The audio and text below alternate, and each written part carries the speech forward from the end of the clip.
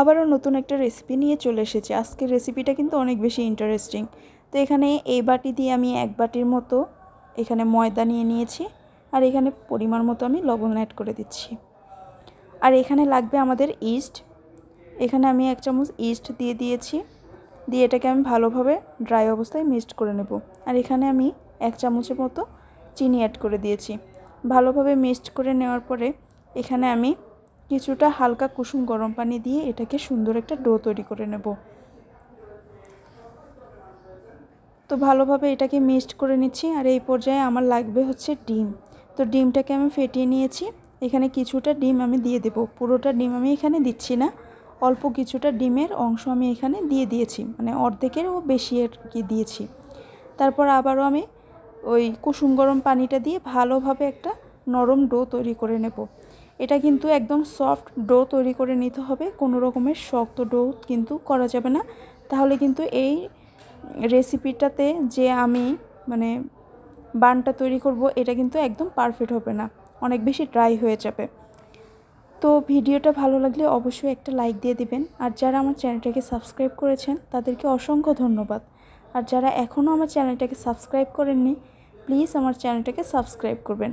অনেক আপু ভাইয়ারা আছেন যারা অনেক সুন্দর সুন্দর কমেন্টস করেন, আপনাদের কমেন্টস পড়তে কিন্তু আমার অনেক বেশি ভালো লাগে। অবশ্যই আমাকে কমেন্টস করবেন। তো এখানে আমি আরও কিছুটা অয়েল দিয়ে দিয়েছি, দিয়ে ভালোভাবে এখানে আমি মাখিয়ে নিয়েছি। মাখানো হয়ে গেলে এরকম নরম একটা ডো আমি তৈরি করে নিয়েছি। আর উপর দিয়ে কিছুটা তেল দিয়ে আমি এইভাবে রেস্টে রেখে দেবো, ভালোভাবে ঢাকনা দিয়ে, যেন এটার ভেতরে কোনো রকমের বাতাস না ঢোকে। তো ওইটা আমি রেখে দেওয়ার পরে এখানে আমি একটা ফ্রাই প্যান বসিয়ে দিয়েছি। আর অনেকটা পরিমাণে পেঁয়াজ কুচি এখানে আমি চপ করে নিয়েছি আর কি, পেঁয়াজগুলোকে এভাবে দেখেই বুঝতে পারবেন। তো এটাকে আমি ভালোভাবে তেলের মধ্যে ভেজে নিচ্ছি। আমি যে পুরটা তৈরি করব চিকেন পুর, সেই জন্য আমি চিকেনটাকে আগে থেকেই সেদ্ধ করে আমি সুন্দরভাবে ছুরির সাহায্যে ছোট ছোট পিস করে কেটে নিয়েছি।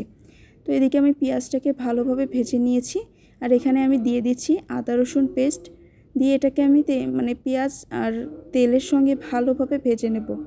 তারপরে এখানে আমি শুকনো কিছু উপকরণ দিয়ে দিচ্ছি, যেমন হলুদ গুঁড়ো, শুকনো মরিচের গুঁড়ো, তারপরে দিয়ে দিয়েছি ধনিয়া গুঁড়া, আর পরিমাণ মতো লবণ অ্যাড করে দিয়েছি আগেই। পেঁয়াজটা যখন আমি ভাজছিলাম এই সময় কিন্তু আমি লবণটা অ্যাড করেছি।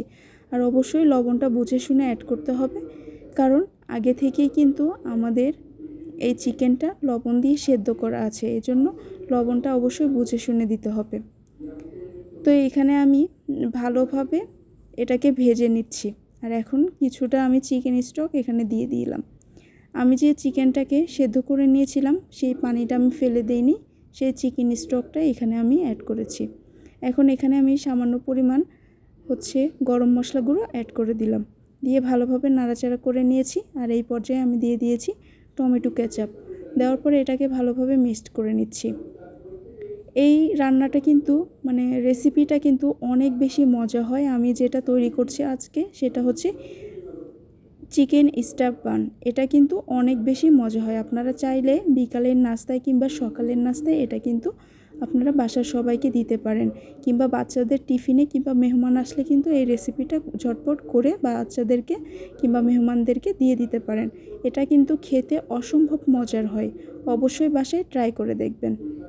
তো আমি ভালোভাবে নাড়াচাড়া করে এটাকে রান্না করে নিচ্ছি। আর শেষে কিন্তু আমি এখানে 1 চামচের মতো কর্নফ্লাওয়ার দিয়ে দিয়েছিলাম, সেটা দিয়ে ভালোভাবে সুন্দর একটা পুর আমি রেডি করে নিয়েছি। আমার রান্নাটা প্রায় শেষের দিকে, আর কিছুক্ষণের মধ্যেই কিন্তু আমার রান্নাটা কমপ্লিট হয়ে যাবে। তো এটাকে আমি ভালোভাবে নেড়েচেড়ে আর কিছুক্ষণের জন্য রান্না করে নিচ্ছি, যেন পানিটা একটু শুকিয়ে আসে। একদম বেশি ড্রাই করে ফেলবো না। আমি কীরকম প্রসেস রাখছি সেটা অবশ্যই দেখলেই বুঝতে পারবেন। সেভাবেই কিন্তু আপনারা পুরটাকে রেডি করে নেবেন। আপনারা চাইলে এখানে কাঁচামরিচ কেটে দিয়ে দিতে পারেন, তারপরে ক্যাপসিকাম, গাজর, এই বিভিন্ন রকমের সবজি কিন্তু এখানে অ্যাড করতে পারেন। তো আমি কোনো রকমের সবজি দেব না, এভাবে চিকেন এবং পেঁয়াজ দিয়ে আমি পুরটাকে রেডি করেছি। আপনারা চাইলে বিভিন্ন রকমের সবজি দিয়ে কিন্তু এখানে পুরটাকে রেডি করতে পারেন, তাহলে খেতে আরও হয়তোবা মজা হবে। এটা খেতে এমনিতেই অনেক বেশি মজা। আর আমার পুরটা রেডি হয়ে গিয়েছে। আর এদিকেও কিন্তু আমার দেখুন আটাটা মেখে রেখেছিলাম, ডোটা কিন্তু ফুলে ডাবল হয়ে গিয়েছিল। তো হাতের সাহায্যে এটাকে আমি বাতাসগুলোকে বের করে দিয়েছি। তারপর এটাকে এখন আমি একটা চপিং বোর্ড নিয়ে নিয়েছি, এটার উপরে ময়দা ছড়িয়ে দেব। তারপর এটাকে ভালোভাবে মথে নেব। হাতের সাহায্যে এটাকে ভালোভাবে আমি উল্টিয়ে পাল্টিয়ে মথে নিলাম। তারপরে এটাকে আমি ছুরি দিয়ে অর্ধেক করে নেব। আমি 2টা চিকেন স্টাফ বান তৈরি করব, এই জন্য 2টা পিস করে নিয়েছি। এখন এটাকে আমি একটু বেলনির সাহায্যে একটু বেলে নেব। হালকা হালকাভাবে এটাকে বেলে নিতে হবে। এবড়ো থেবড়ো হলেও সমস্যা নেই, এটা কিন্তু সুন্দরভাবে সেট হয়ে যাবে। তো আমি একটু বেলে নিলাম। এখন হচ্ছে এখানে আমি পুরটাকে দিয়ে দিচ্ছি। আমি কিভাবে দিচ্ছি দেখলেই কিন্তু বুঝতে পারবেন। এখন এই সাইডগুলো একটু হাতের সাহায্যে আমি পানি অ্যাড করে দিচ্ছি। পানি না দিলে কিন্তু এটা এভাবে আটকাবে না, অবশ্যই কিন্তু আপনাদেরকে পানি দিয়ে দিতে হবে।